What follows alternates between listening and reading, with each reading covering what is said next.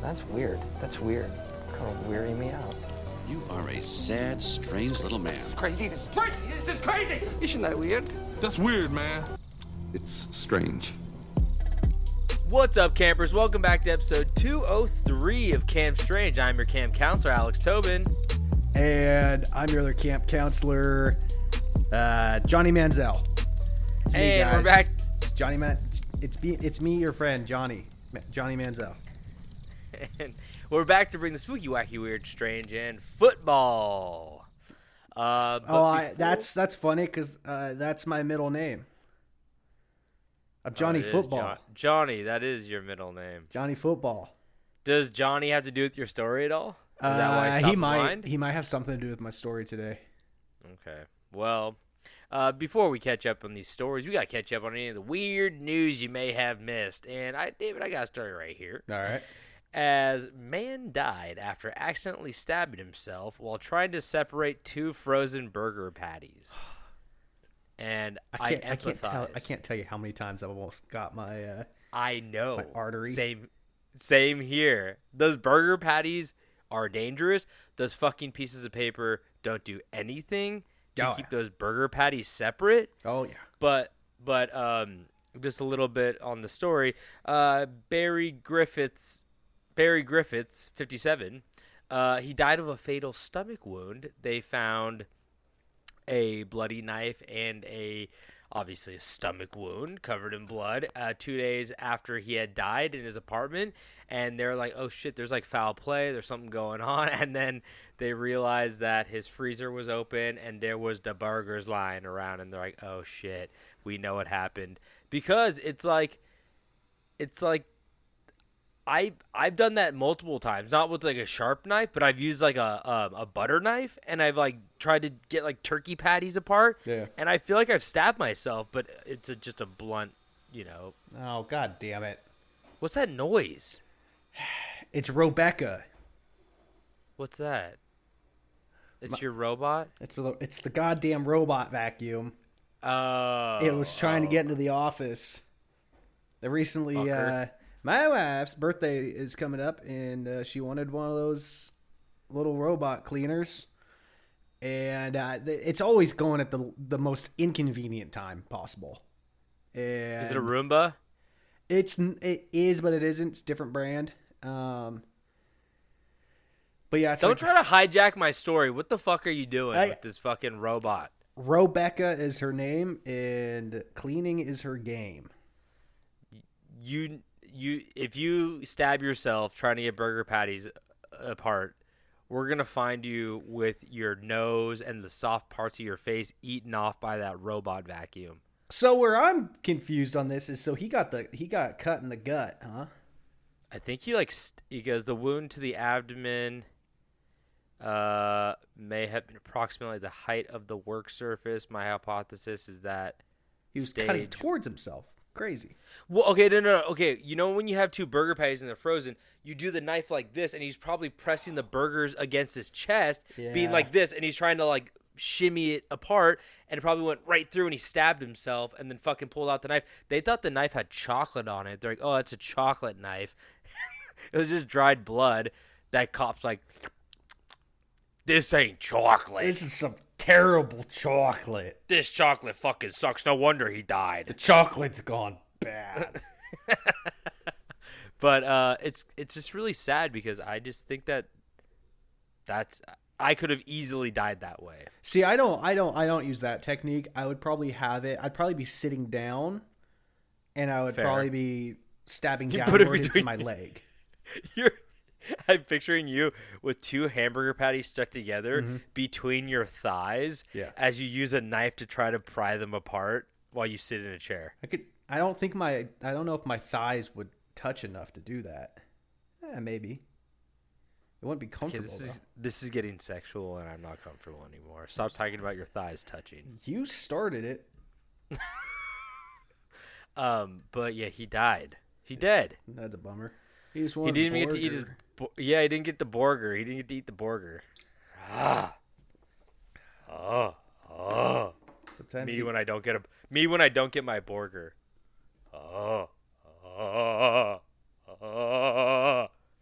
if that's a reference. Is that a reference, or is that just some like original concept? Yeah, right there? people will do that shit with like a cat or something where it'll be like every time the cat opens its mouth, it makes that noise where it's like, Oh, okay. Yeah. I just don't do it good, but yeah. Hey, I'm sure it's good. It just wasn't coming through the headphones good. Okay. Yeah. Hey, Peter, did that come through good? Hey, Peter. Oh, that was a good one. Yeah, You smoke a pack today? I smoked 3, and I've been practicing. Okay, nice. I also had like 6 cigars over the weekend. Hey, Peter, can I have a puff of your cigar? Peter. Hey, no, you I lost now it. Yeah, you're I was trying diminishing too hard. returns. Diminishing returns. I broke the seal. Yeah. Anyway, you got a story? I do, and this is my type of story. Well, structurally, my type. Child of story. dead. Close. Monkey intervention saves a girl from rape attempt in Uttar Pradesh back part. And I'm gonna take away like Malaysian countries from you. You can't read them anymore. Yeah, I know. But this is the article right here. In a shocking incident, a 6-year-old girl was allegedly saved by a troop of monkeys from a rape attempt in Uttar Pradesh Bagapart. I love that. That's it. That's very good. That's the entire article. It's just a sentence. Did they get an interview with the monkeys and like their motivations and? No, but there's a photo of 3 adult monkeys, 2 baby monkeys. One of the adult monkeys is screaming. The other one looks like he's in deep contemplation, and the third one appears to be eating ticks off the other one. Okay, I think about that often because you know how like animals know when like you're upset and they try to like comfort you. Yeah. And, I even just saw like a video of like a baby monkey standing in the rain, like crying and being like, like it needed somebody, and then another monkey runs up and hugs it, and the baby's like stops crying. I'm like, these animals are so much more empathetic than I think we give them credit for. I don't know if they don't have to worry about like property tax, so they can do other things. I'm too busy worrying about property tax to console people. I'm too busy about owning property to pay tax on. I'm trying to do upkeep and the taxes. It's a scam. Don't go to college. I wish these monkeys would band together and save me from the tax man. I wish just like I could get like 3 or 4 good. I don't know. I'll take baboons. They seem sturdy. Just to come do my yard work. You can eat all the bamboo. Do you think monkeys have like a threshold where it's like if I'm having like a really bad day, and they like come to me and they're like, you're kind of overreacting. Like, do I have to be like in danger for them to be deployed? You know what I mean? No, I think emotional support monkey. I think once it hits a certain threshold, they become violent, which is what happened here. You mean if I'm faking my emergency, like if it's not a real emergency, they're gonna kick the shit out of me when they get there? I mean, if there's no one there causing the emergency, yeah. If you're the only target, they're gonna just absolutely incinerate you. Like if my girlfriend sees a spider and freaks out really hard, or like a cockroach, and then they run over. Yeah, they're tearing her limb from away. God They damn just it, took Rebecca. They just took the cockroach's side. They go. I think they protect the most vulnerable in the situation, which would be that cockroach. You know, absolutely. So it would be that little girl. I know you're not the one that's gonna kill it. I know that firsthand. What are you talking about? I have slain many cockroach in my life. I feel bad about killing bugs just for existing. No. Don't get me wrong. I've seen you scream and jump on a stool like a 50s housewife. Bitch, I've seen you do that shit too, asshole. Name it. You just name what? Name Name one situation. Okay, you were at my house and there was a cockroach and you jumped on the couch. I killed every cockroach in your place. You did not kill I chonked that motherfucker with a sandal, Every time we dude. went to that little burrito stand, we'd come back and a cockroach would come running out. I'm done with this besmirching of the burrito stand. Don't bring it up anymore. It's dead like you will be if you bring it up again. All right. You fucking piece of shit. They're a reputable company that has no name technically, because I don't think they have a business name. I don't think it's a real business. It's a cockroach farm. But yeah, when I see a cockroach in my house, I'm immediately sometimes going to freak out. But I've killed many cockroach, okay? So I don't want to hear it. I do kind of miss the crunch they made. Okay, you're just like a sadist. I'm just saying, it was a good crunch. What's the biggest thing you've killed? Biggest thing I've killed? You've hunted. Doesn't count. Turkey. Human. Big ass turkey. Oh, turkey. No elk? No deer? Nah. Yeah. I don't know. I eat meat, but I feel bad about killing shit. Whatever. I don't know. Whatever. Has I'm a their own hypocrite. philosophy. I feel like, if you're gonna eat it, you should be able to take it. Yeah, I hate when David the Coward, who's a vegan, is like, yeah, I respect people that actually kill their food. I'm like, you're a bad vegan, dude. You should be against anybody killing anything, okay? I don't want this like respecting actual killers. Well, I'm just a consumer, okay? I'm just an eater, dude. I'm not a killer. I'm here to eat and have a good time. You're a Peter beater is what you are. Well, David eats his whole fucking bag of tortilla chips and then looks down on me. Yeah. Whole bag. Anyway. One sitting. Mouth hurts. I got another one right here for you. Boy abducted from California at age 6, found alive more than 70 years later. This is crazy. So he was 76 when they found him?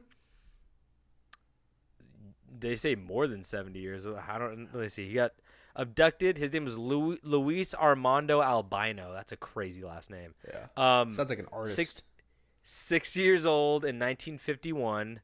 And they found him because of an ancestry test and like the online ancestry and old photos and newspaper clippings. And apparently says Albino, a father and grandfather, is a retired firefighter and Marine Corps veteran who served in Vietnam, according to his niece, 63-year-old. So in 1951, he was lured away in West Oakland Park, where he had been playing with his older brother, and somebody promised the Puerto Rico-born boy in Spanish that she would buy him candy. A woman. Wow. That she would buy him candy. That's why she got away. No one's ever looking for a woman abducted. This is why. You know what? Men get a bad rap. Okay, I guess it's these women who are really. It's the women who are kidnapping. We don't do anything wrong. No, but it says instead the woman kidnapped the child, flying him to the East Coast, where he ended up with a couple who raised him as if they were their own son. Well, at least they were I'm assuming they're good daddy, good mommy. Yeah, you don't kidnap somebody. You don't get to hold that title. Hey, okay. Are you their lawyer? Are we sure the parents were aware that he was kidnapped, or were they like, oh, we adopted this kid that needed a home? Like they might not have known. What? There's a loose kid? I found a loose kid in the park again. It's not a kitten. I don't know. Maybe the lady was pretending to be the mother and was like, I can't take care of this kid. Will you please raise him for me? Oh, no, because it says right here, says his mother died in 2005 but never gave up hope that her son was alive. So she never even got to see that her son was actually alive. It makes sense. He's 76. That'd be crazy. It would be crazier if I was like, his mother is alive. She's like,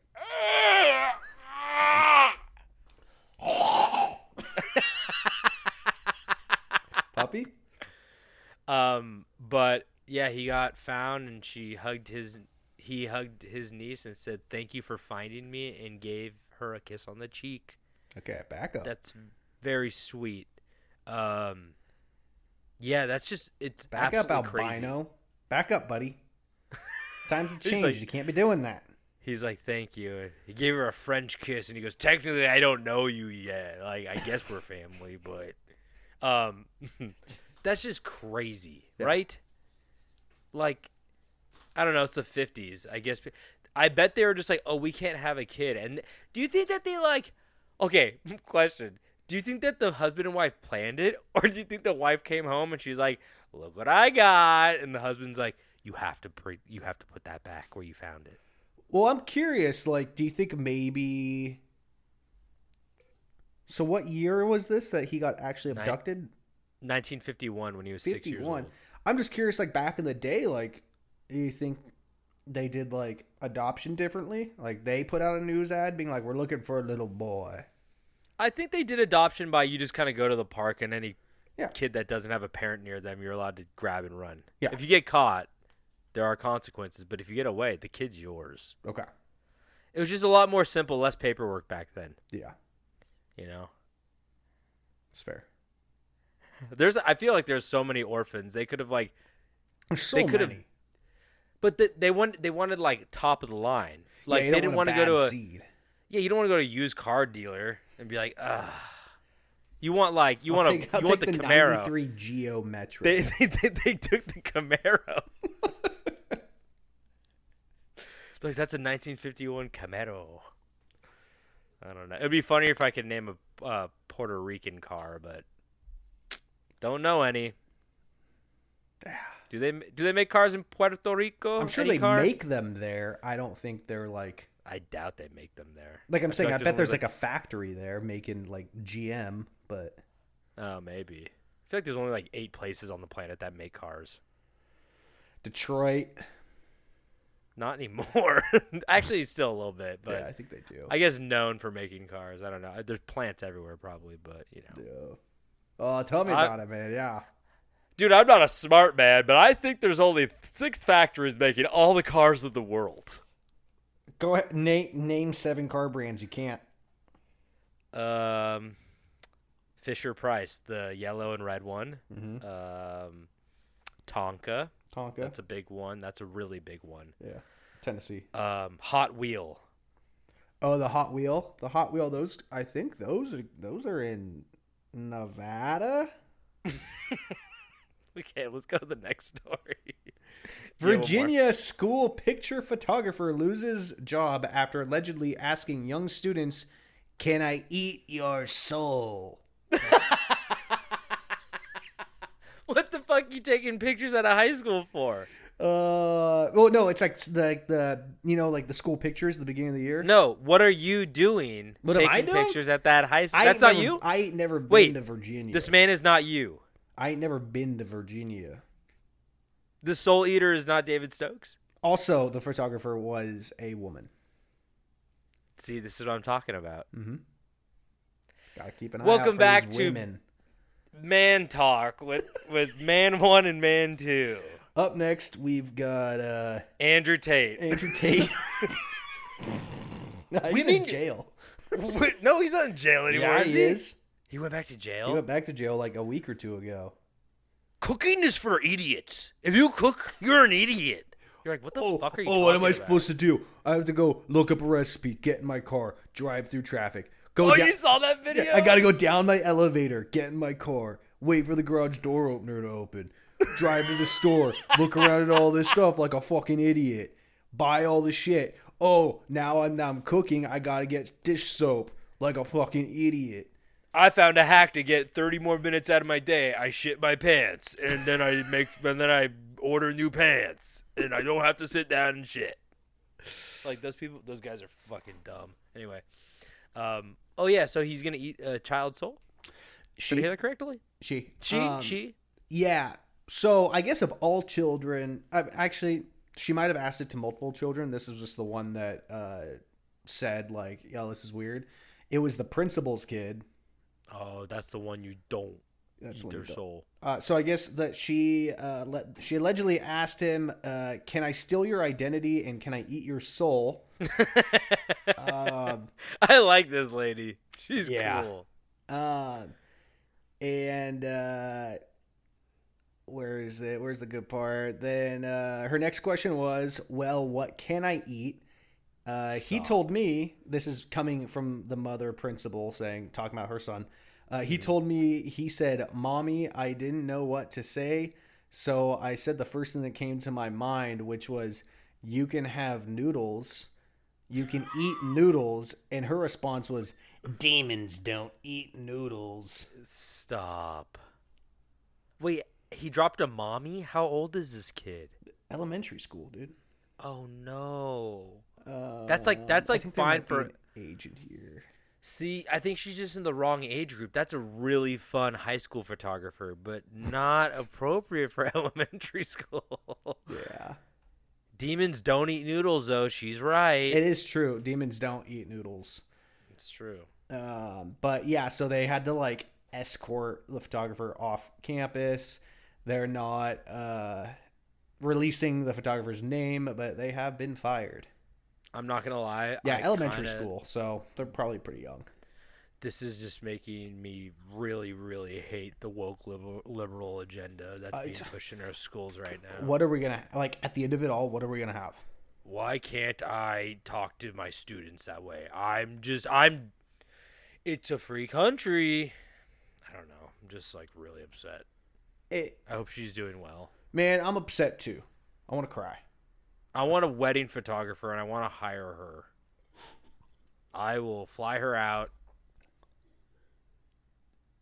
What? You hear the fucking... No, I don't. There's a lot of weird noises in the house tonight, so I apologize. Oh, God. Photographer lurking around. Anyway, but, yeah, they were caught up on these stories. David is on edge. Yeah, I think we're caught up, right? Should we get into these stories? David, mine's a little long. I'm going to try to blaze through it. Woof. It's already 9 o'clock, man. Mine's a little long, too. Fuck. Okay, then I'm it's just going to... fine. It's fine. There's so much good information. Here's the thing. My story, I cut out a ton of stuff, a ton of details that are interesting, but not like the big spark points. The fuck? Anyway... So I'm just going to get into it. I cut out some of the stuff. If you guys want the full story, I suggest you watch a documentary about it or read their wiki page because they're big enough. They have many movies and they have many articles about them. Because today I'm covering the story of Bonnie and Clyde. Whoa, we haven't done this yet? I really hope not. I really hope not. If we did, oh fuck, did we? No. There's no way. I'm just fucking with you. I don't think we did. I don't think we have either, but I think I would have remembered because there's a lot of juicy bits in here that you're going to love, okay? Really good stuff. You know what I'm looking forward to? What? Death. Well, that. But when everything's like done, like said and done, said. What's the saying? Said and done. Said and done. I think we got to do like a conjoined episode going over this Diddy situation. Because I feel like this is going to be wild. But also, I have a feeling this is just going to be Epstein 2.0 where Diddy's going to, quote unquote, kill himself. Oh, shit. Really? Yeah. Oh, yeah. They're going to Epstein him and no one. They might have to kill him because I think he told us that he won't stop. I think he told us that he won't stop. What was the song What was the song he did with Rage Against the Machine for Godzilla? You could hate me now. What the fuck was that sentence? He did a song with Rage Against the Machine for the 2001 Godzilla movie. The Matthew Broderick one? Yeah. You could hate me now, but I won't stop now. Oh my god. Oh my god! I told you. And I told you that we won't stop. And it's like it's one of those weird like kind of covers of a Led Zeppelin song. I think. We're gonna have to look in. This will be on the post. This will be the song that you put with the post. Oh, I hope they have it. So many times when I post on the Instagram post, like I can't find the song I fucking want. Like the lady that you did that was the cult leader who wanted to be a pop singer. Yeah. I couldn't. None of her music was on. The Malaysian lady. Yeah, none of her music was on there, which I was really bummed about. Yeah, and then instead there's like a song that just says like "Poop Squeak" by Shitmouth, and then it's like, and I'm like, oh, I wake up to those just as unaware as you guys do who are listening to this. I'm like, holy shit! Hey, marketing's great. It really does grab your attention. It really does. I'm still really devastated about if you guys remember when we talked about the French Montana situation where he released the same album 6 times. Yes, that's right. And it was called like Macaroni 5 or something. I think it was called like Macaroni 5. And just a refresher, there was the original version, the sped up version, the slowed version, the instrumental a cappella, and then I think there was just the train sounds, right? no, Something like that. well, no, because there were skits on the album, which on the instrumentals was just train noise. You're right. Because even though they were talking over a train or something, it was a skit. They were talking. It wasn't music. It was just like a dialogue thing. And so I put the train dialogue on that post, and it was taken off of Instagram music. Oh, so now that no. post is just silent, which was very devastating when I realized that. Damn, he got cold feet. He walked that fucking fifth album back. Yeah. It is what it is. Fuck it. We're just going to say the sixth one was just in reverse. I don't remember what it was. That'd be cool. Shit, what were we just talking about? Macaroni and cheese, 5? Oh, fucking Diddy. Yeah. No, I think More like more like P. Don'ty. Well, you know what's funny is one of my right, guys, am I right? One of my old roommates had an internship, and he was like P. Diddy's assistant for a summer. Yeah, he had a lot of those, I feel like. Now you know why. So I'm going to have to ask him some real questions about it. Now that I think about it, he got rid of his Instagram, like all of his social media recently. I need to check on him. You're like, now that I think of it, he had a lot of monkeys following him most of his internship. You froze. You froze, my boy. You froze there for a second. You hear what I said? It cut out. It froze, yeah. What? I had a... Do it again. Do the joke again. My joke was really good. Okay, it's really good. Okay. I said, heard it. Actually, now that I think about it, he had like a big group of monkeys following him for most of that internship.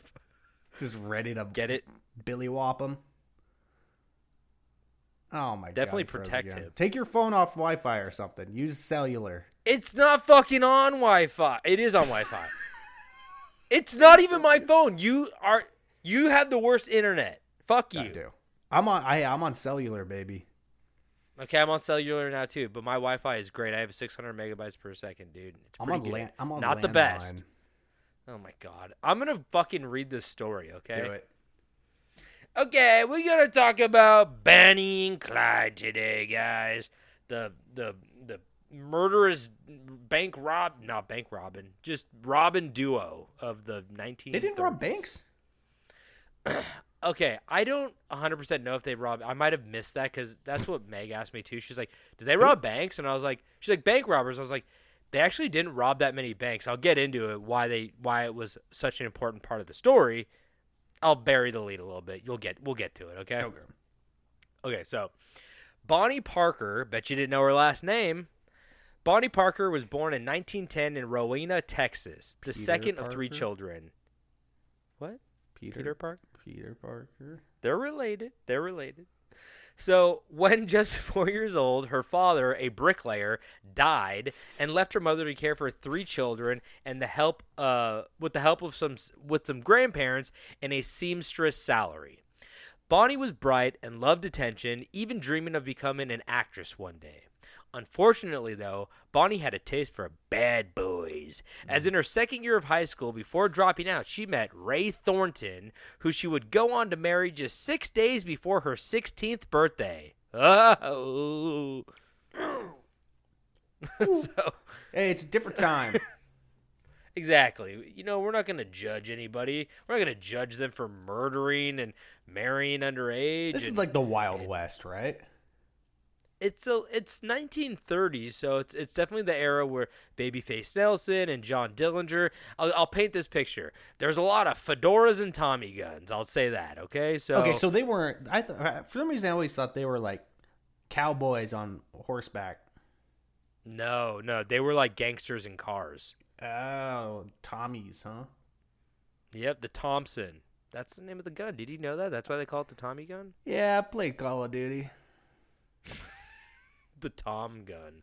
So their marriage, the 16-year-old marriage, their marriage would not last long, though, as her new hubby, Ray, had many brushes with the law and eventually got arrested in 1929.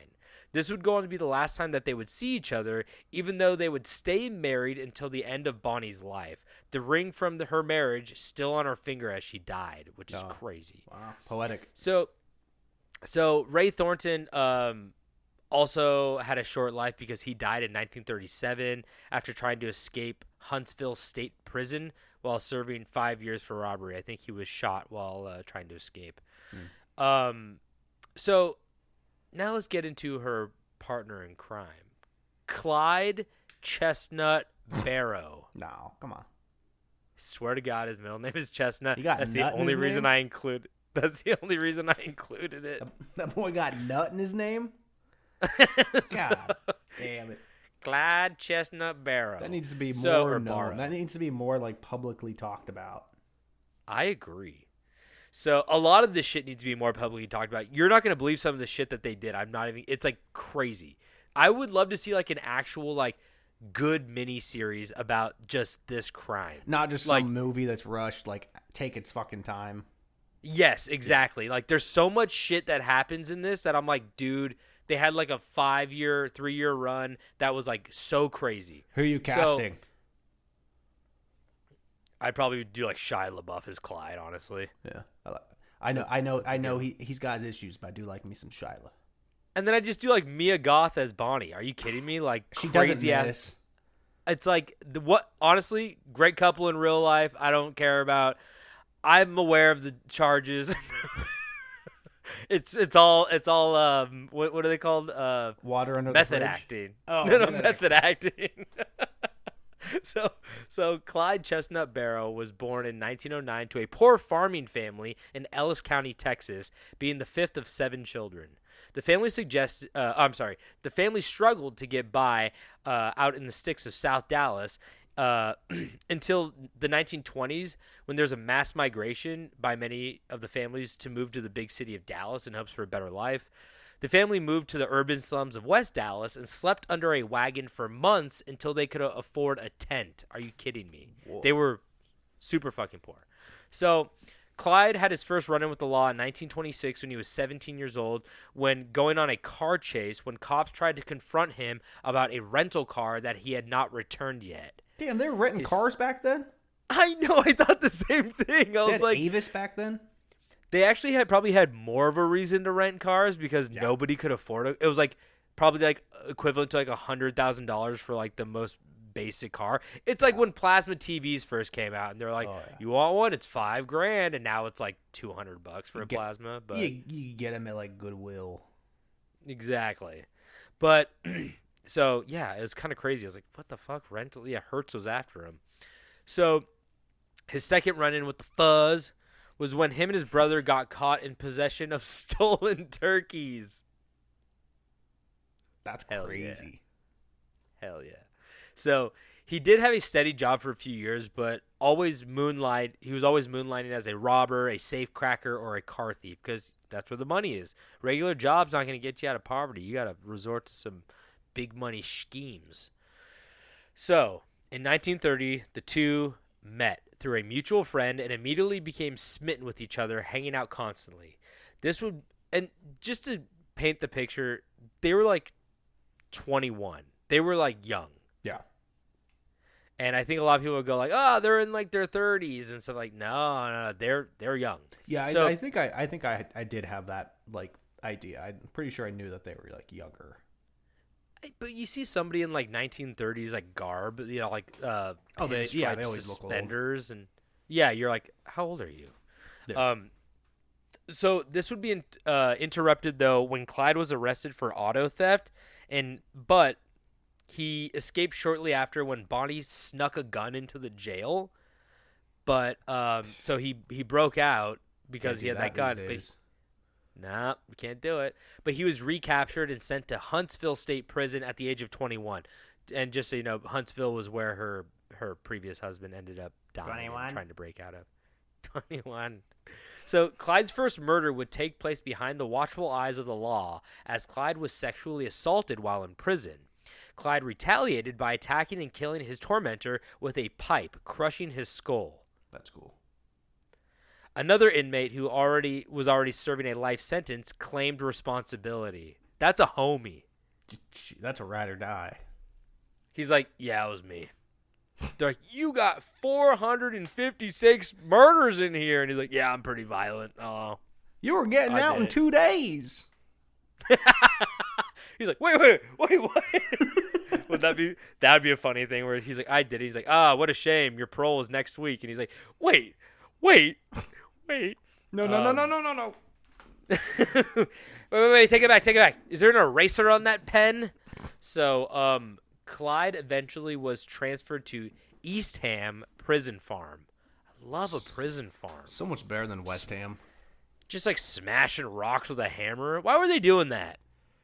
Was that like the build? Is that like the Holes movie where they're just doing it to build character? I mean, we all know it's fine kissing Kate Barlow's treasure, but I just mean like, was that warden obsessed with like geodes or some shit? I mean, have you seen Rise of the Planet of the Apes? Maybe. I don't know. Is that the first one? I No. think it's the third one. War of the That's the one Planet. with Franco. No, War of Planet of the Apes. I only saw the first one with Franco. Dude, you gotta watch them. What, they have geodes in that movie? No, there's one. Yeah, don't worry about watching them. Those are good movies. They get better. Okay, I'll check. I mean, I like the have first one, but I think they. Is there like a prison farm in that movie? Yeah. They're breaking rocks and shit to build a wall. Oh, okay. Maybe walls. Movies They're are in good. Texas. Good movies. They've been trying to build that wall since 1930 with all these prisoners. Donald Trump's like, who's gonna build the wall? He's like, I told you, it's 1930s prisoners who are gonna build the wall. I know a guy who has a lot of 1930s prisoners, gangsters. This impression's horrible. It got bad. It started off okay. It got bad. Yeah, that's how most things are. The longer they go, the worse they get. Like this podcast. So. No, we peaked in the middle, I think. Yeah, probably. We're ebbing. So, Clyde eventually was transferred to Eastham Prison Farm, but in order to avoid hard labor, Clyde purposefully had 2 of his toes amputated in late January of 1932, either by another inmate or by himself. Do we know which ones? I do not know which ones, but because of this, he walked with a limp for the rest of his life. Is it worth it? This is Nut. Excuse me? Nut cut his toes off. Chestnut. He's Nut. He's Chestnut. Yeah. Yeah, maybe. When he cut off his toes, call him Chestnut. Anyway, so because of so he walked with a limp. Doesn't seem worth it to me. I just go out and get some exercise. However, without his knowledge, Barrow's mother had already successfully petitioned for his release, and he was set free 6 days after his intentional injury. Oh my God, that's exactly what we were just talking about. He cut off his fucking toes, and 6 days later, they're like, "Yo, we're gonna bail you out." Damn. So that sucks. I think I'd rather lose like a finger than a toe. Yeah, I think that sounds right. Yeah, pinky toe maybe. It throws off my balance, man. My pinky toe's like barely hanging on to begin with. You ever look at your pinky toe and you're like, is it eating the nail? Yeah, is it eating my pinky toenail? I think the nail's gone at this point. It's just a little flesh nub. The nail's been gone. I looked at it the other day. I go, wait, how long has it been like this? I'm like, I have the pinky toe of a 350-pound diabetic woman. Like, I don't get what happened to my pinky toe. I got a pinky toe like LeBron James. It's like all crooked. Everybody right now, Google LeBron James pinky toe. LeBron Joe Tone. Toe James. Don't do it. You're gonna fucking hate yourself. It's like a skin tag. Anyway, so he got pardoned 6 days later, and after release, many claimed that the man that came out of prison was not the same boy that went in, claiming they turned a boy. One of his inmate friends said they turned a schoolboy into a rattlesnake. Not good. Still happens today. Go in a petty criminal, come out a hardcore criminal, you know? Mm-hmm. So after what? I say, yeah, I know. You don't know. You don't fucking know. You don't know what I've been through. So after release, Clyde and a fellow former inmate, Ralph Fraltz, Fultz began to rob grocery stores and gas stations. They claimed that they just wanted enough money and firepower to launch a full-scale attack on East Ham Prison to get revenge to what was done to them in there. Bonnie was also involved in their crimes and eventually got arrested with Fultz trying to steal some guns from a hardware store. God, I miss the days. We could buy a shovel and a 9mm. I know, right? Yeah. I was just thinking the same thing. It's crazy. I didn't know they did that. No, dude. There's another like fucking crazy. You're never gonna guess the next crazy business combination. It's at the very end, but it'll blow your mind. Taxis and alligators.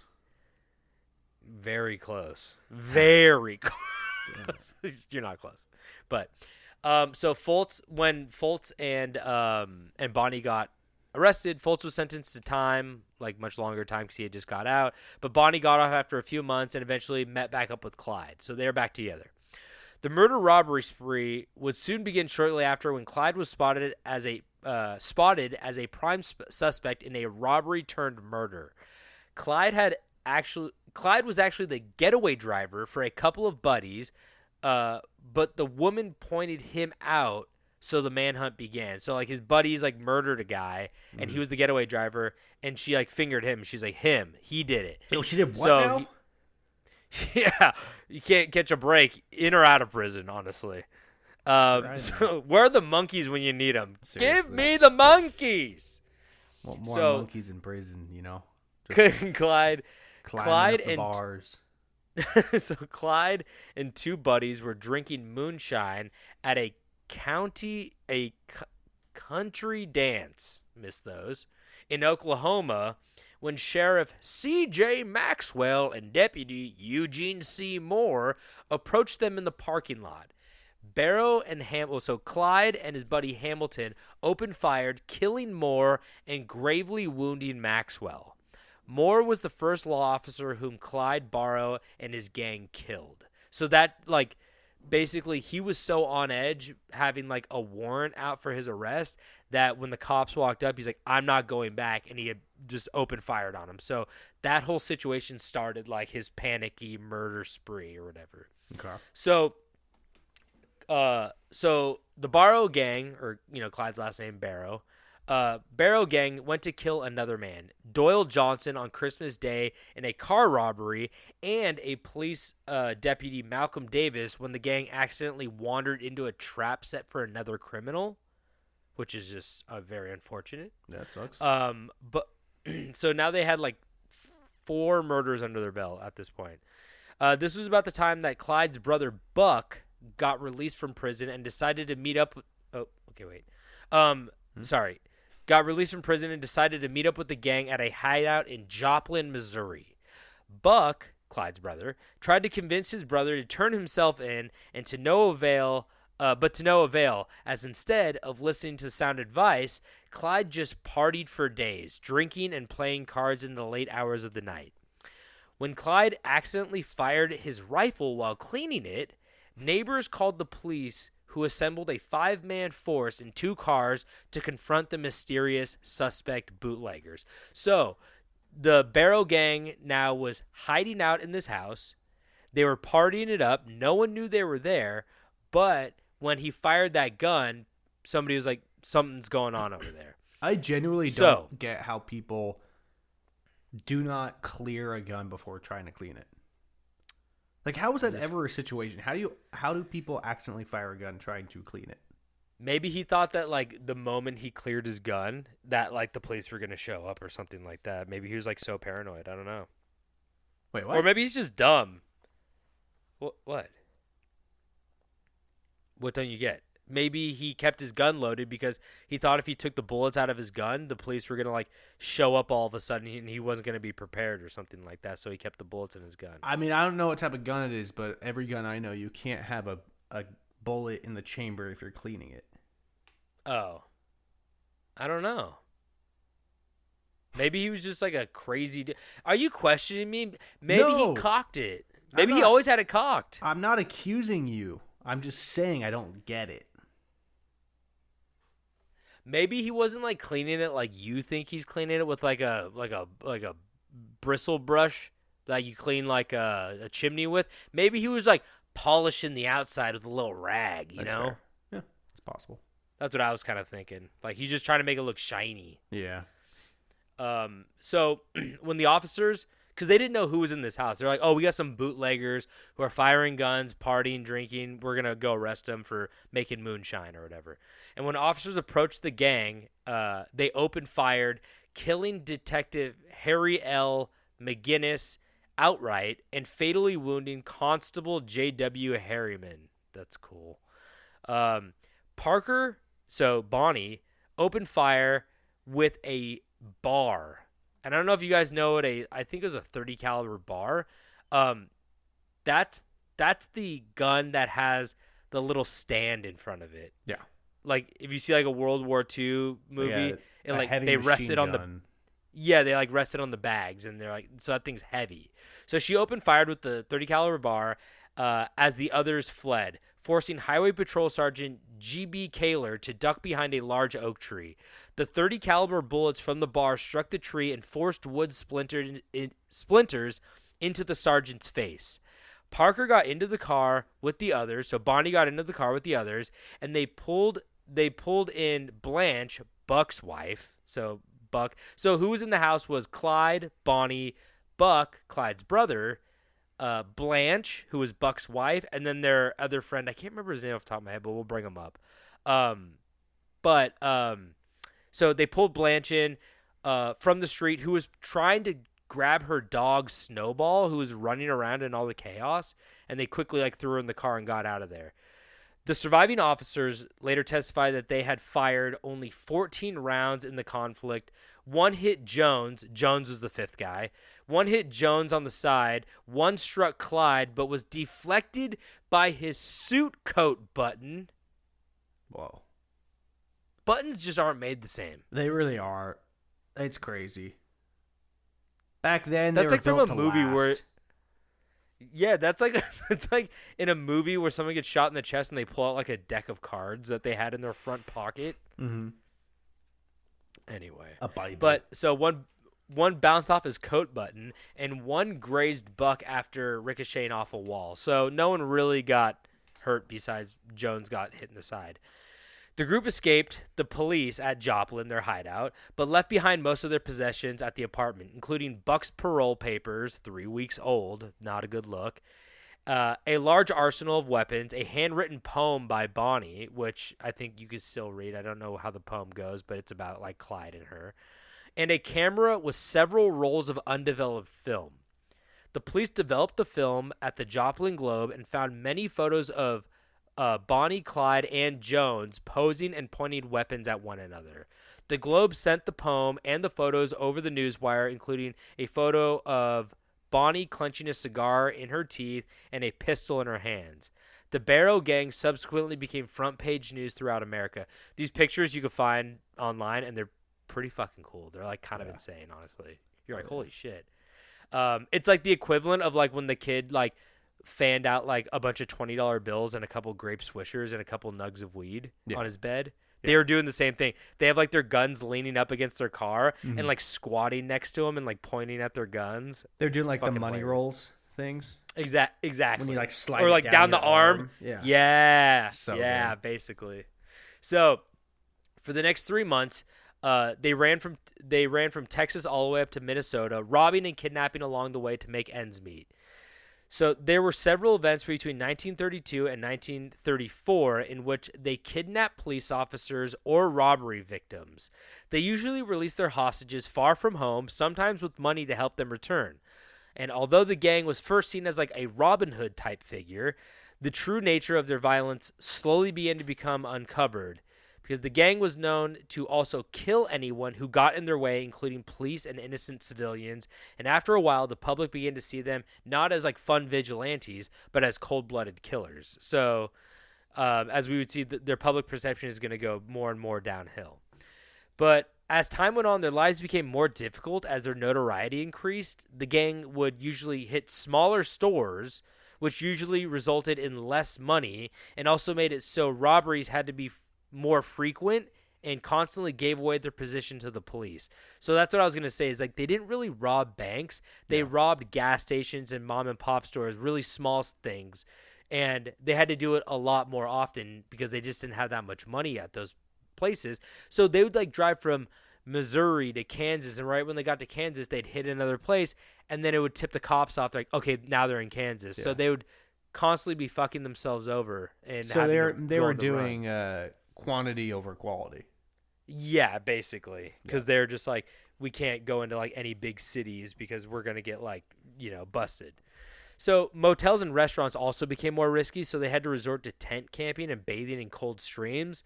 And the 5-person gang would like bicker all day long as they traveled ass to ankles in their stolen car. So it wasn't like too glamorous. There was even a point where Jones, the fifth member guy, who was just kind of like not a part of the couple, he's just like a fifth wheel, he got so fucking mad at everybody that he took the car and disappeared for like 3 days.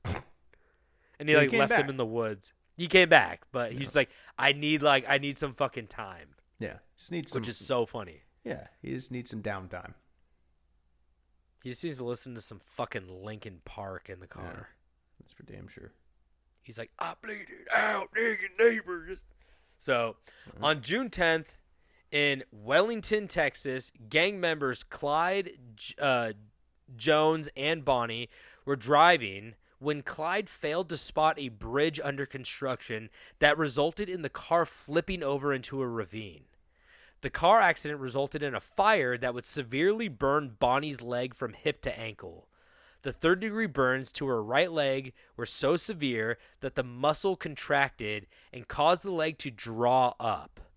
Jones observed, she'd been burned so bad none of us thought she was going to live. The hide on her right leg was gone, from her hip down to her ankle. Oof. I could see the bone at places. God damn. Yeah, I was like, why don't I know about any of this? Like, this is crazy. So Bonnie could hardly walk. She either hopped on her good leg or was carried around by Clyde. They got help from a nearby farm family, then had to kidnap 2 police officers, eventually leaving the 2 of them handcuffed and barbed wire to a tree outside Eric, Oklahoma, which is crazy as well. Clyde's brother and his wife, Buck and Blanche, eventually met up with Jones, Clyde, and Bonnie. So they got separated for like a hot minute, and they met back up and bungled another robbery that forced him to flee when Bonnie was in a critical state. So they just kept like kind of fucking up and constantly on the run. They could never really get their footing because they were just trying to like make money to get by, and everybody knew who they were. So the gang went to Platte City, Missouri for a while. They hit Platte City, Missouri, renting a two brick cabins at the Red Crown Tourist Court. Many things they did drew suspicion, from paying with coins, which I think they robbed. Like most stores, like they just mainly took the coins or something. Like I don't know the significance of that, but I guess it kind of gave their tell. Paying with coins, the food and the meds they bought gave them away. The clothes they wore, because they would go to different places and they're like, this is not like typical garb here.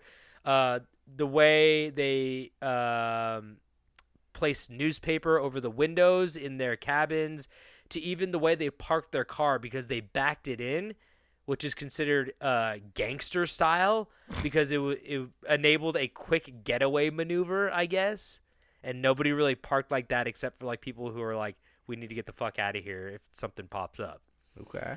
So the police were tipped off and showed up with a bunch of officers and an armored car. This is my favorite part of the story.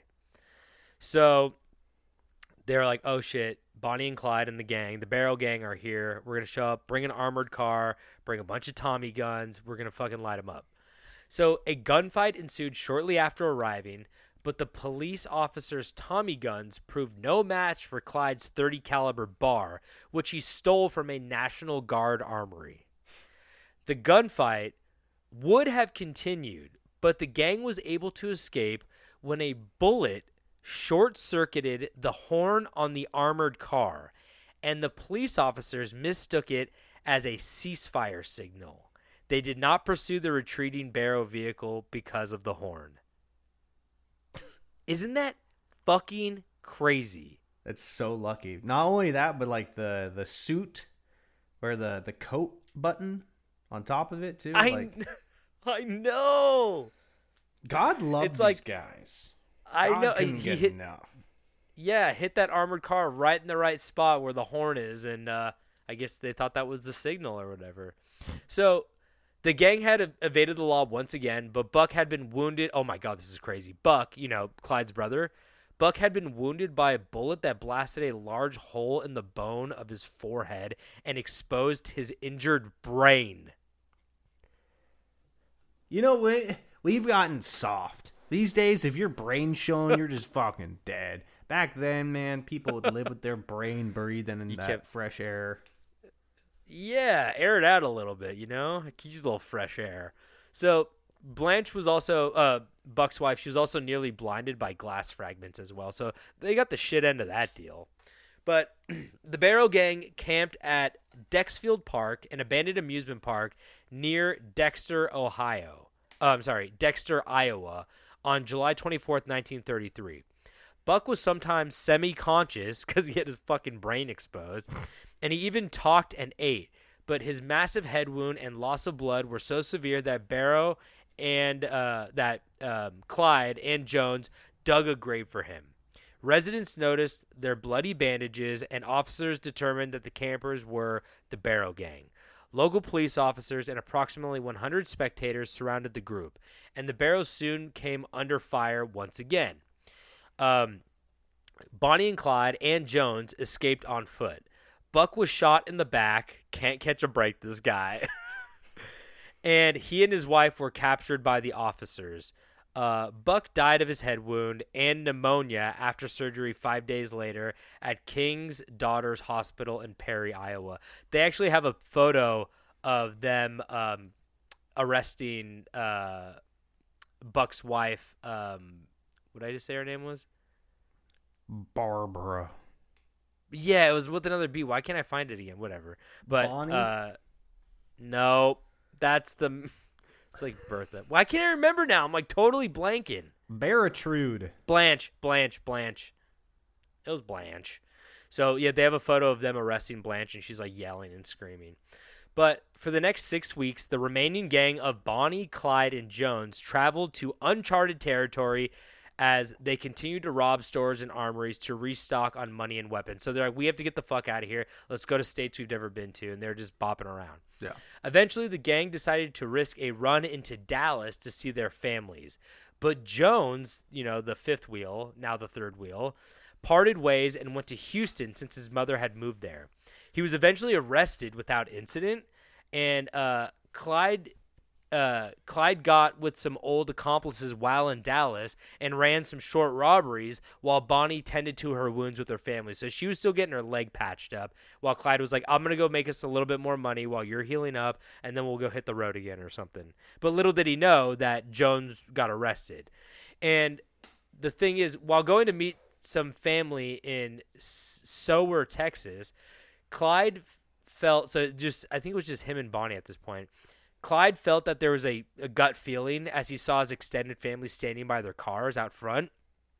And he was like, oh, fuck this. So he continues to drive past instead of stopping. But that's when 3 officers popped out of the car and shot at them. Luckily, none of the family members of Clyde were caught in the crossfire. But a bullet did go through the car and hit Bonnie and Clyde both in the leg. But they would escape nonetheless. So once again, they got extremely lucky, survived. On January 16, 1934, Clyde went back to East Ham prison. So do you remember his whole thing was like, I need to exact revenge on the Texas Department of Corrections for what they did to me. So he went back to East Ham prison with some of his former gang buddies, the ones that he's hitting around Dallas with, to exact his ultimate revenge on the Texas Department of Corrections and break out a few buddies as well. After a firefight and a few high-up prison officers being killed, Clyde freed his men. So he took out like a couple like high-up guys, and that's when like Texas Department of Corrections were like, fuck this. Now it's like insulting. He's making us look bad. Yeah. So the Texas Department of Corrections decided to contact retired Texas Ranger Frank Hamer to track down and kill Bonnie and Clyde, which he accepted as a Texas Highway Patrolman and special investigator. They pulled him out of retirement. I love it. I love it when they pull him out of retirement. Like, how good would this whole story be as like a fucking miniseries? Like, good. Gets me going. Because at this point, Josh Brolin as oh my God, pulling him back out. Oh my God, we'll get Brolin. I love that. So at this point, Frank Hamer was respected by all Texans and feared by criminals with 53 kills under his belt and suffering 17 wounds. So he was just like a madman. He was unstoppable. So Frank Hamer would live out of his car, tracking the gang from just a town behind them for most of the time. But unfortunately, he didn't catch them in time to stop the murder of 2 more officers when they would stop on the side of the road looking to help a broken-down car. When the 2 police officers approached the vehicle, they were fired on with handguns and shotguns, killing them instantly. After the public perception really flipped on them, this is around the time the public perception really flipped on him, as a bounty was set for $1,000, which was equal to about $23,000 today. So Hamer soon figured out that their trail centered around family visits, and he used this to his advantage as he noticed that they were near one of the gang's mother's home, Methvin. So Methvin was one of the guys they broke out of prison. But little did they know that Methvin was separated from the group in Shreveport and was picked up by police. He claimed that the gang had actually they were going to be using his mother's home as a meetup point if they ever got separated. Basically, the trap was set when they got that information because they knew that Bonnie and Clyde were going to go to his mother's house until Methvin showed up and they all got back together. So they set a trap. Police convinced Methvin to wait on the side of the road with a broken down car near his mother's home to coax Bonnie and Clyde to stop and position their car next to his. When the murderous lovers, what the murderous lovers didn't know was that a gang of police officers were waiting in the bushes behind Methvin's car, and when Bonnie and Clyde pulled up to help their friend, 6 lawmen popped out of the bushes and opened fire on the vehicle while it was still moving. They fired 130 rounds into the car, killing them both instantly, and they also claimed that the first shot that went off hit Clyde in the head and killed him instantly, which is kind of crazy. Sure. I know, but they said Bonnie kept screaming in the car, but Clyde took the bullet right to the head. I'm like, you ain't that good of a shot. Come on. Get over it. To wrap this up, grow up. It's not dirt. Just to wrap this up, after the news got out, groups of onlookers flocked to the scene, like so many onlookers that the police couldn't hold them back. They flocked to the scene. They started stealing shell casings, pieces of glass from the car, and one woman began cutting a piece of bloody hair and dress off of Bonnie, while another man was caught cutting off Clyde's trigger finger to sell as a souvenir. That's actually crazy. I know. It's kind of sick. Their embalming was done in the back of a furniture store, which was commonplace at the time, apparently. What the fuck? I know. What the fuck? I don't get it. I guess it makes sense. I don't know. They said that mortuary, or like not mortuary people, I don't know what they call them, embalmers or morticians, and furniture stores shared like I'm like, what the fuck? Same set of tools, man. Yeah, stitch them back up. They probably got some like chemicals that keep the furniture nice and fresh. Yeah, I mean the process of turning like a deer hide into a chair can't be that different. Oh, I didn't they turned him into a chair. That would be cool. Yeah. No, they did not turn him into a chair. They were actually the Clyde. It's like a fucking IKEA chair. Yeah. And they were buried in different Texas cemeteries despite their request to be buried side by side. And Bonnie and Clyde alone killed 12 people. Just them. Their gang killed a bunch of people too, but just them. They killed 12 people, including 9 law enforcement officers during their 2 years of criminal activity from February 1932 to May of 1934. And like I said, there's a ton more info about them and on them, and I left out some details. Not like big details, but if you want like the nitty-gritty, I suggest just looking it up yourself or watching a documentary, because there's so much good info about this game of cat and mouse that they were playing, and it was just really, really interesting. But that's the story of Bonnie and Clyde in a nutshell. Or should I say, in a chestnut. Shell. Boom. Roasted. Awesome. All right. Well, Tobin, you know what time of year it is, don't you? Spooky. Not yet. Not yet. Okay. Soon. Football? Oh, football. It's football. football Fucking season, football. baby. And I feel like it's been a Da-da-da, while. da-da-da. Da-da-da-da-da-da. I don't think that's right.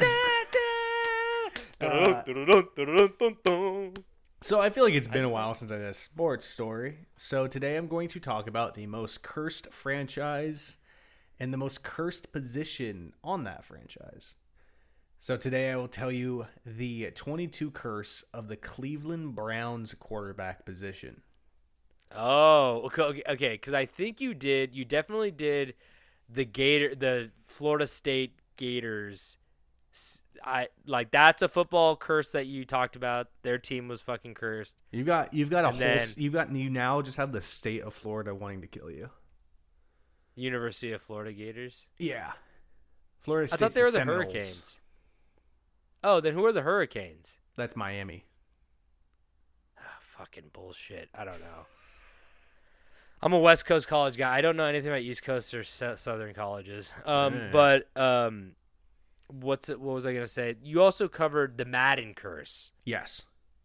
So this is the Cleveland Browns curse. Yes. I have a friend who's a Browns fan, and they are depressed. Yeah, they usually are. So Cool helmets, though. What?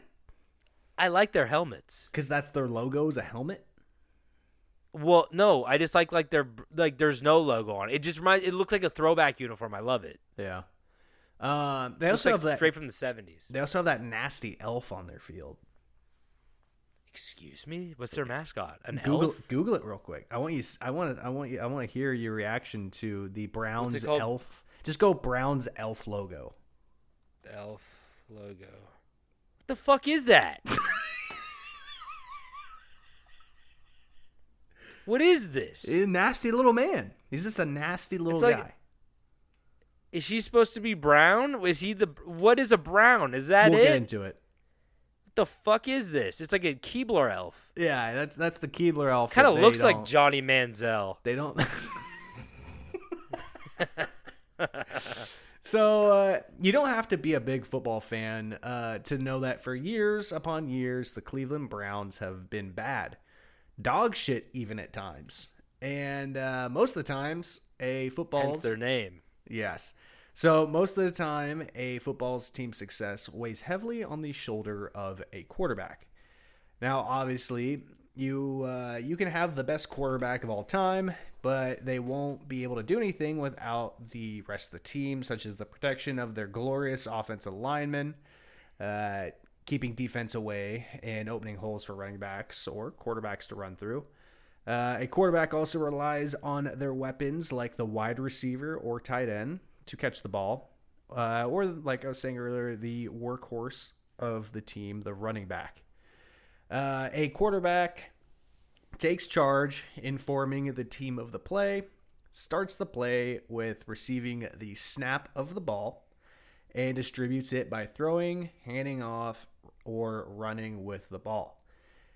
You didn't mention the menu on their arm, the Cheesecake Factory menu that they got strapped to their arm. Yeah, sometimes they have little armbands that have all the plays on them so they can refer to it.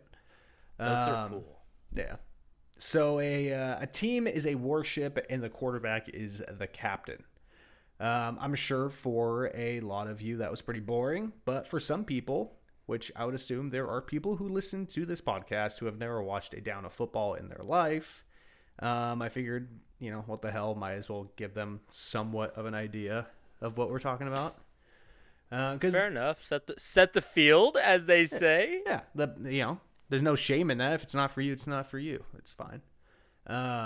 So as of 2024, the National Football League, also known as the NFL, consists of 32 teams, but there's one in particular who has made a name for themselves for being consistently bad over the years.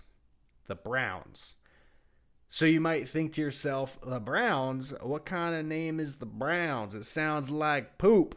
You're telling me there's a team whose name sounds like poop and is also a poop team?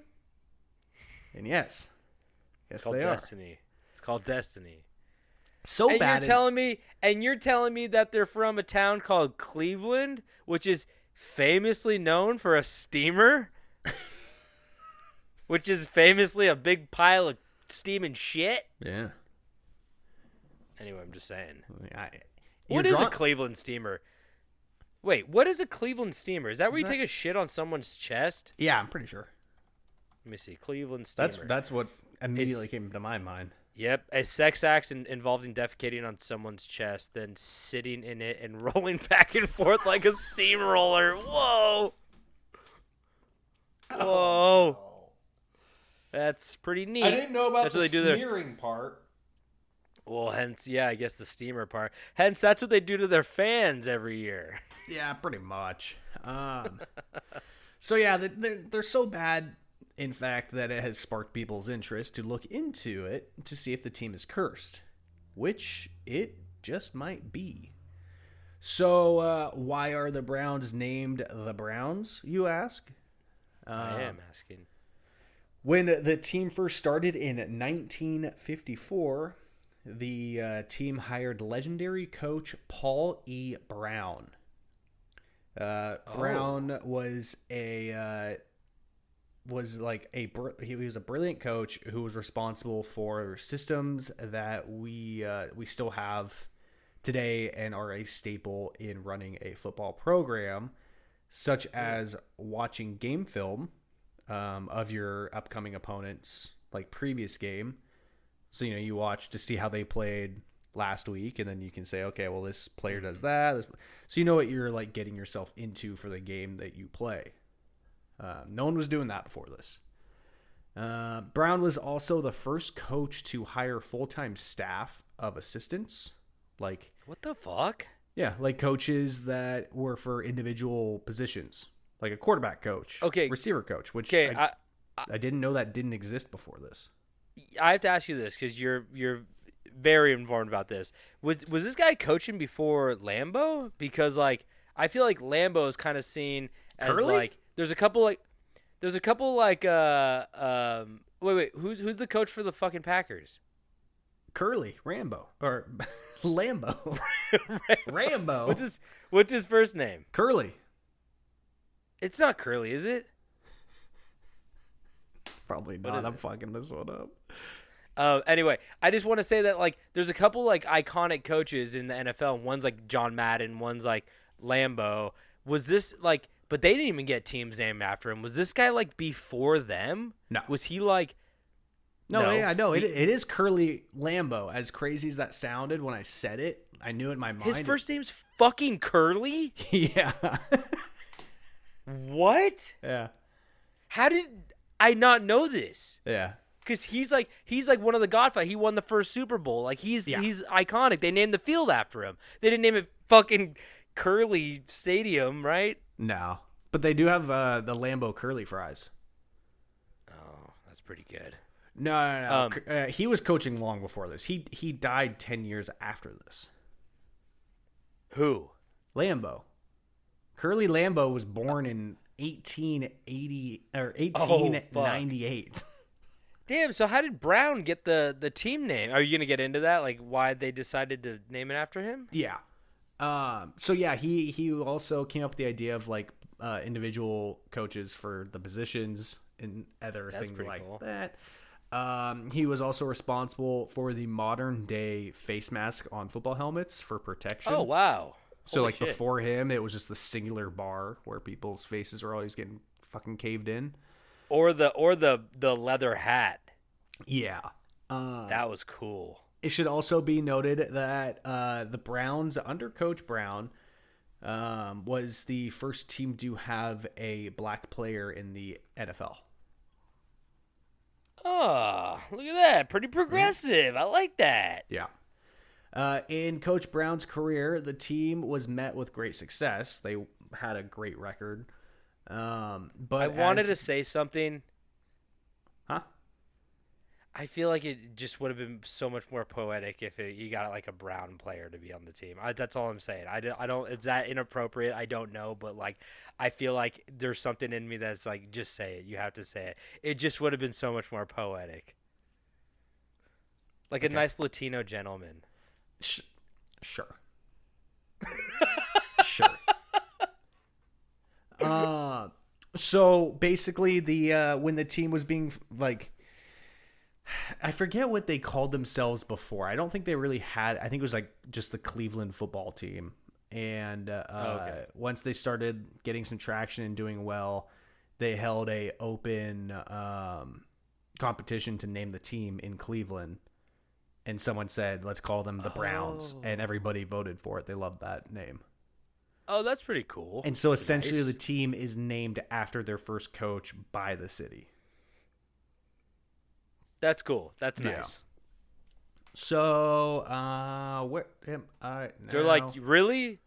Not the ghosts, not the dragons, Yeah. not the cannibals. Like those are pretty intimidating. They're like, have you seen this 68-year-old man? He's pretty intimidating. Yeah. Now let's get into the curse of 22. This curse all started over 35 years ago when the Browns drafted quarterback Tim Couch with the number 1 pick of the NFL draft. Couch would end up being a bust, only playing 59 games. Of those 59 games, you want to guess how many of those 59 games the Browns won with Couch at quarterback? If I say one, am I being generous? Think about what this story is about. The curse. What about it? Curse of 22. They won 22 games. They won 22 games. Okay. 22 out of pretty the good. 59. I mean, That's something. less than a third. No Detroit Lions, you know? Didn't they go like fucking 0-13 one season or something? 0-14? We'll get into it. Fast forward. Yeah, they're also playing a lot of games. That's kind of crazy. You're playing 59 games a season? No, that's just in his career. Oh, I'm sorry. I thought you were saying every season. Oh, okay. That's worse. That's a lot worse. 22 games in a... Yeah, okay. Fair enough. Yeah. So fast forward to the year 2000. The Browns are back in the draft looking for a quarterback. The Browns select Surgeon Wynn. Oh, sorry. Spurgeon. They got some good names. Spurgeon Wynn. And Wynn is spelled Wynn. They got some good names of quarterbacks. I like that first guy, Couch, too. It's pretty good. Tim Couch. So Wynn would end up being a terrible quarterback. And in his only year with the Browns, he only how many passes? 22. 22. Only 22 passes. Whoa. Which to put into like perspective, you know what? Let's do a number thing. Name a team. This is also 49ers. All right. Let's go Brock Purdy. This also reminds me of like Stats. that Who they that played? Jim The Carrey Rams. movie. They played the Rams last week. Yeah. The number 23, that Jim Carrey movie where he keeps seeing the number 23 everywhere. Yeah. So in that singular game when Brock Purdy played the Rams, which they lost by 3 points, he I know, I saw that. I was like, fuck. He attempted 30 passes in the game with, you want to guess how many completions? 22. 22. Whoa, what the fuck? It's listening to us. But so in I one don't game, people like Brock Purdy. I'm just gonna say he's only good because of the people who he has on his team. Did we just curse him? We might have just cursed Brock Purdy. But in one game, Brock Purdy had as many completions as this guy did in a whole year. That's not good. That's not good. And They had a really strong running back that season. That's not his fault. a lot of flea flickers. Yeah. So now Wynn was not a first round draft pick. He was towards the back, but if you could guess which quarterback was drafted immediately after Wynn, who would it be? What year was this? This was 2000, I think. Yeah, 2000. Brett Favre. What? Brett Favre is a lot older than that. Yeah, he's got diagnosed Favre, with schizophrenia. No, Jesus Christ, it's not Dementia? Parkinson's. Oh yeah, that too. Whatever, he stole a bunch of money from people. Yeah. Who was it? Just come on, give me one more guess. Who's the guy that played on the Atlanta Falcons? He has a cool name. It's like something Savage or something, or like what's his fucking name? I don't know. Oh my god, I look like an idiot right now. You do. Let me give you one more. Rich Gannon. Rich Gann. It's not Rich Gann. So the player who was also a quarterback who was drafted immediately after Wynn, Spurgeon Wynn, was the only 7-time Super Bowl champion, 5-time Super Bowl MVP, 3-time league MVP, 15-time Pro Bowl selected New England Patriot Hall of Famer Tom Brady. Not Joe Montana. Oh, fuck. Okay. I didn't know he was drafted in 2003, you said? 2000. 3 Oh, my God. I said Joe Montana, who played in like the 80s and You also 90s. said Brett Favre, who was in the NFL before you were born. Shut up, bitch. I get confused. The years are not good to me. You're just like Brett Favre. He claims he had over 1,000 concussions playing in the NFL. You're just like him. He said that. Is that why he laundered all that money from poor people? Dude, he was addicted to opioids. Well, I'm not. I didn't steal a bunch of money. Yeah. So 7 years later, the Browns He traded had away. Wrangler money. He Was had it Wrangler Wrangler? money, man. Yeah, that was his jeans. Was it Wrangler? Not Levi. Yeah, I don't think he was Levi's. He was Wranglers. Hold on. Brett Favre jeans. Brett Favre jeans. Watch out, you might get a little sneaky Wrangler. picture of that dick. Wrangler. Yeah, get the. It wasn't an dick pic impressive of it. dick pic.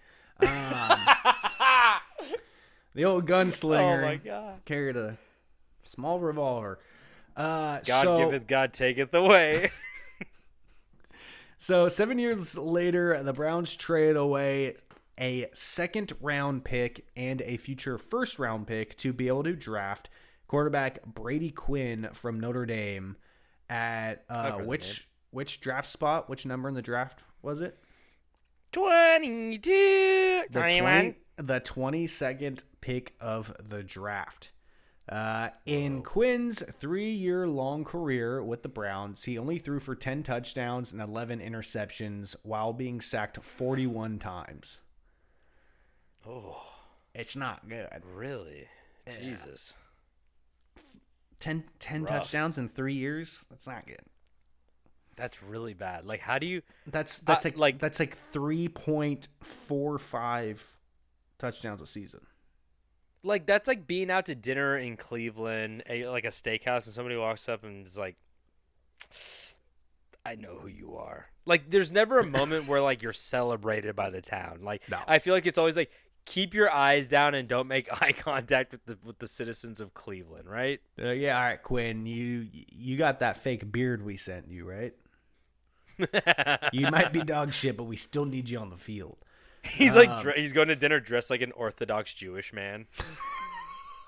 I don't know why that's really funny to me, but he has like the big hat and coat and beard. That'd be so funny. Why do they always have the big hat and the big coat? Hey, it's their style, baby. Why does style exist in the first place? One could think I'm being like insulting, offensive, but like that's what it is. Oh, dude, I'm more curious about the sideburns. Yeah. Sideburns are nuts. Yeah. Pretty crazy. So, in 2012, the Browns took a gamble with drafting the 28-year-old quarterback from Oklahoma State.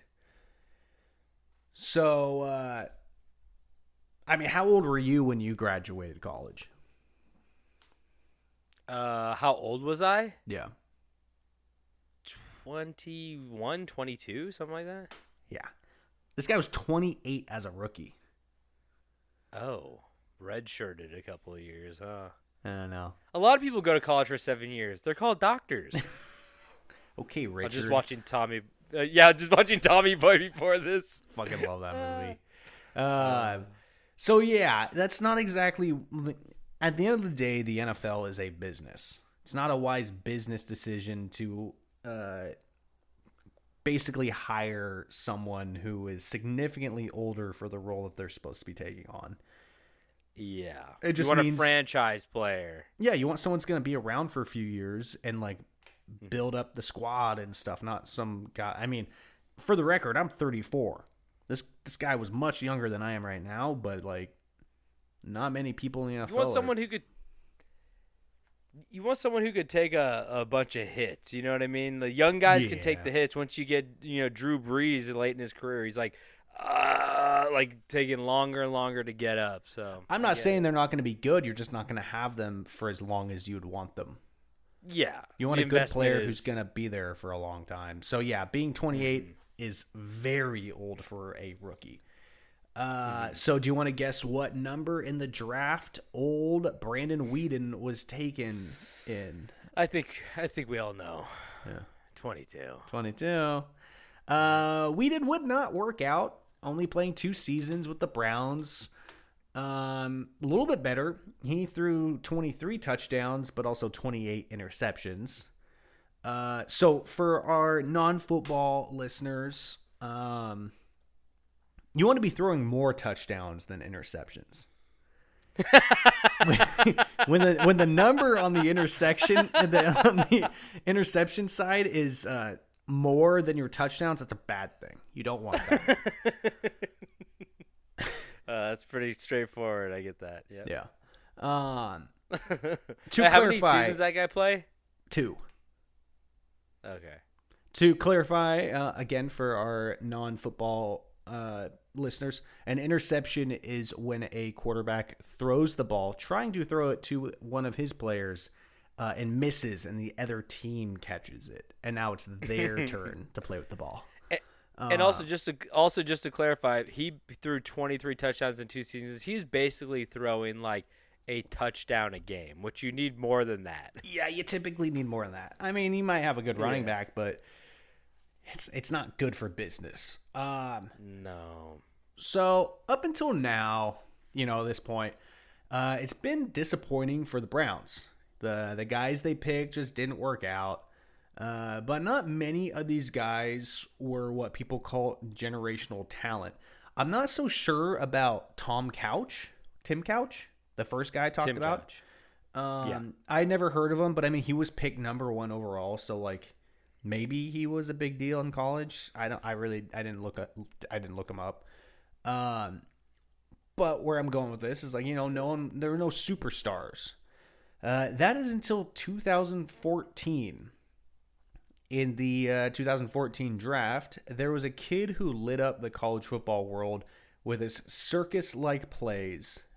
He was a highlight machine, a Heisman Trophy winner, and his name was Johnny Football Manziel. Luckily, or I guess unluckily for the Browns, they did not need a number 1 pick to get Manziel due to his wild and crazy personality and lifestyle. No one wanted to touch him. Yeah, God. But what if? He's one of those great sports like stories of like, man, what if he just got it together? You know, what could have happened? The what ifs. Yeah. Brandon Roy. Oh, baby. So when Manziel was a freshman at Texas A&M, he was arrested for being intoxicated and fighting a man in public. It doesn't help that he also tried to give the police a fake name. So he got in trouble for providing... yeah. Yeah, me, I'm Johnny Football. What's your last name? Football? Football. A few months later, a photo surfaced of Manziel partying on Halloween in a Scooby-Doo costume, appearing to be absolutely shit-faced in the photo. And It was 3 days before a game against Mississippi State. He was also underage at the time. I believe he was 20 years old. The photo's hilarious. I don't know if you've ever seen it, but it's very funny. Shit-faced Scooby-Doo. Yeah. And it's like a little kid's onesie, so it's like really small on him. Save for the Instagram. Yeah. So June 28th, 2013, video surfaces of drunk Manziel getting kicked out of a frat party. August 28th, 2013, Manziel is suspended for benefiting from his name, image, and likeness, aka he was selling signed footballs and jerseys and whatnot, which is against the rules of the NCAA, which I'm not entirely sure. Well, I'm not entirely sure if that's changed with the NIL stuff as of recent. Like, can players just be signing jerseys and selling them? I don't think you can. I still don't think you can do that. Yeah, because I think these, if they do that, they basically cut out the middleman, which is like the organizations and the memorabilia places, and they're like probably like, no, that's illegal because we want part of that money, so they probably made it illegal, which is So with the NIL deal, you can take on $1 million sponsor from Capri Suns, and you gotta drink Capri Suns. But I don't think you can just like start signing like $5 Walmart footballs and selling them for like $100. Yeah, you might be right. Yeah. So where are we at here? So with his track record of not taking his life off the field seriously, his draft stock dropped so the Browns could get him at what number of the draft? 22. Since I found a good timeline, I'll use it for his downfall, which is, I mean, sad to say, but so June 16th, 2014, Manziel's party boy image continues as he is seen on TMZ and all over the tabloids, partying hard at places like Las Vegas as training camp is just like days away. Not a good sign. Oh my God. Especially as a rookie quarterback. August 18th, 2014, Manziel flips off the Washington bench during a preseason game, leading to a $12,000 fine from the NFL.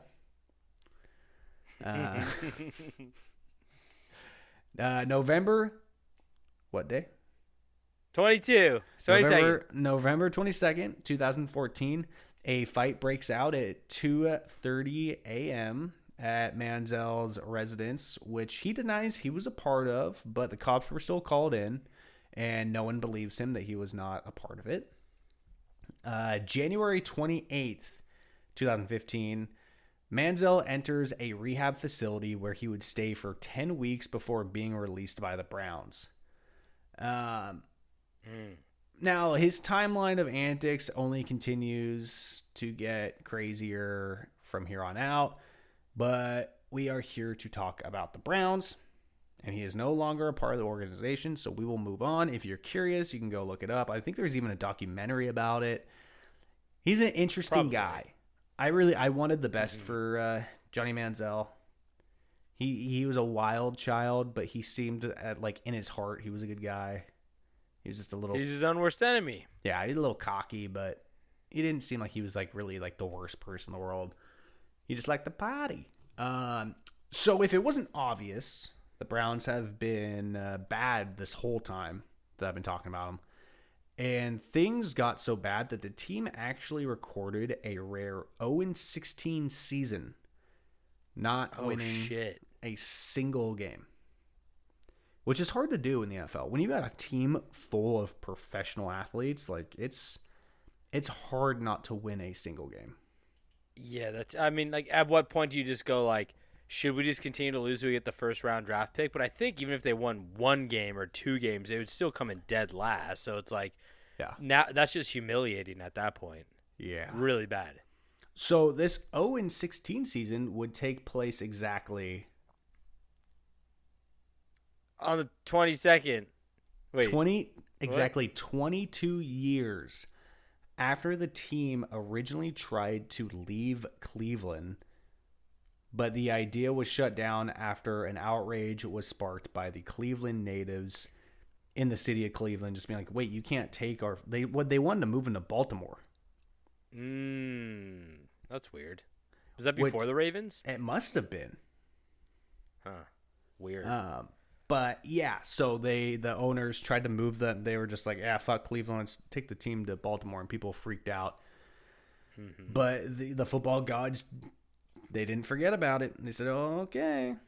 22 years later, 0-16, bitches. So years go by, and the Browns draft Oklahoma quarterback Baker Mayfield. Baker took the Browns to the playoffs, and the team showed some promise. But eventually, Baker would run into some injuries and would try to play through his injuries, and Baker and the Browns would make it to the divisional round of the playoffs to lose to the Chiefs 17-22. Baker was not playing at the level that the Browns demanded, which was bullshit. And I was going to say, they demand anything? Shut the fuck up. You don't get to demand anything, Browns. Yeah. He took them to the goddamn playoffs for the first time in like 20 years. Be great. And they treated him like shit and basically forced him out to pursue another quarterback. Which the good side of this is after being pushed away and bouncing around to different teams, Baker Mayfield would end up at Tampa Bay, where he's currently starting for the Buccaneers, and he's been playing pretty good these days. Nice, good for him. And I'm happy for him. I've always liked Baker. He's a firecracker. He's an exciting guy to watch, and he's an easy guy to root for. And so I'm happy that he found somewhere that appreciates him. That's such a sports term. He's a firecracker. I know. That's why I like loose cannon, firecracker. He's a real gym rat.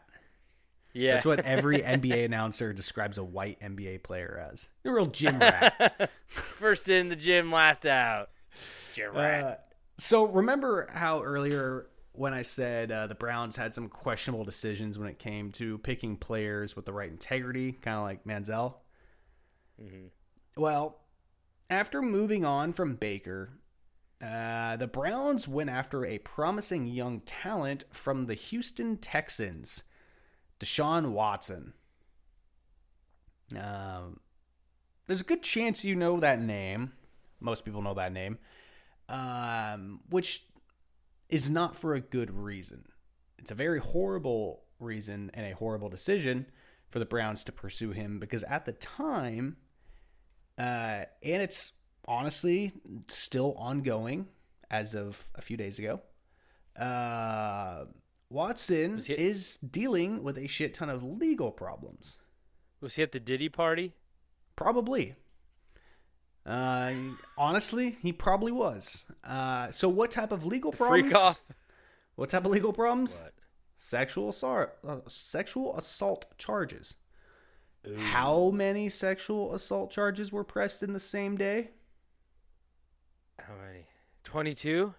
22. Wait, was this the guy who was trying to get like hand jobs from masseuses? Yes. Oh. 22 different women pressed charges on the same day, accusing him of sexual assault.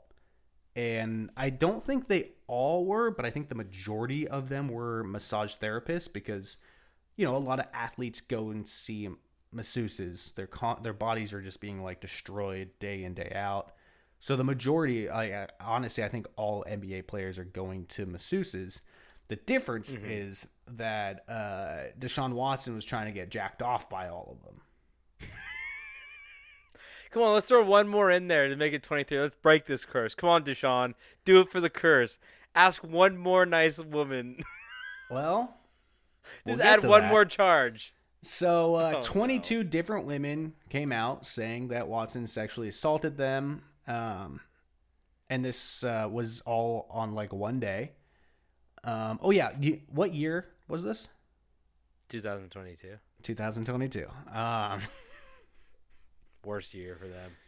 So nothing to do with the number 22, but as of 15 days ago, right now, as of Wednesday, September 25th, aka September 10th, another woman has come forward saying that he had sexually assaulted her as well, which I believe this one was after the 22 charges came out. So this is like a more recent case. The guy's a monster.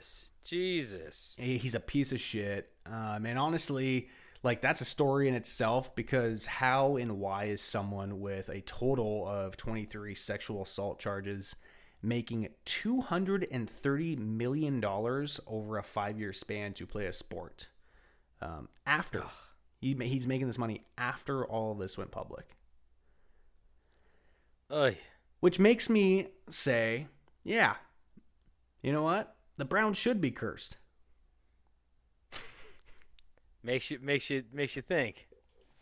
So yeah, we are officially on this timeline. We are caught up to today, aka like 10 days ago. And I'm sure if you wanted to, you could do a deep dig. You could probably find more terrible things that resulted in the number 22, like a promising player got hurt on the 22-yard line. I wasn't looking for that. Not looking for that at all. But what do you guys think? Are these all a coincidence, or are the Browns truly cursed by the number 22? Fun fact, 22 is my lucky number. That was the number I always wore in every sport. Don't play for the Browns. They're going to be like, we just got a new play. Why? When I was in like kindergarten and I was going to play soccer for the first time, my parents were like, what number do you want to wear? I was like, 22. And I didn't tell them, but it was because in my mind, it was R2D2. Whoa. Shout out my boy R2D2. Do you think that's why you're cursed? Probably. I stay awake at night. I wake up all the time at night and I just hear his like little scream. I would do it. It's a little. I think my wife's asleep, so I'm not going to do it. Where do you hear the scream coming from? You know that, like the. Yeah. I'm not going to. It's one of those sounds you can only make loudly. You cannot quietly do an R2D2 scream. Oh, you're trying to do an R2D2. Okay. Yeah. Yeah, it's like it really hits the octaves. Yeah. You got to get up there. F sharp. Wow, look at that. We learned a little bit. We learned some Stokes lore. Look at that. Anyway, well, I think that concludes our stories for today. So my phone's on 1%. It's about to die. So thank you guys so much for tuning in. We love telling you stories. We love when you stick around and listen. If you guys want any more information, go to Camp Strange Podcast on Instagram. Follow us there. We post some shit there. David has horrible cursed images on there that you could definitely see. Definitely you're going to get like a nice song drop in there. I forgot the song that we want to put on there. But shit, I forgot too. Oh, we'll think of it. What was it? But fuck. What was it? Not it was train P. noise. It was P. Diddy, Rage Against the Machine. Oh, Godzilla. Yeah, that's right. Maybe it wasn't Rage Against the Machine. Maybe we'll find out. It might have just been Led Zeppelin. That'd be crazy. Anyway, and if you guys want to buy merch, go to link in bio, rate, review, subscribe, wherever you do that at. Share it with a friend if you want to. If you don't, then fuck you. Dude, it was Puff Daddy and Jimmy Page. Oh my god. Yeah. It's called Come With Me. CUM? No, not cum. No, just. Holy shit. Anyway, we'll look forward to that. And David, do you have anything to say before we officially head out? Don't forget to pee on the chicken. Fuck you. Fuck you. That's my bit. Anyway. Okay. And also, don't forget to stay strange.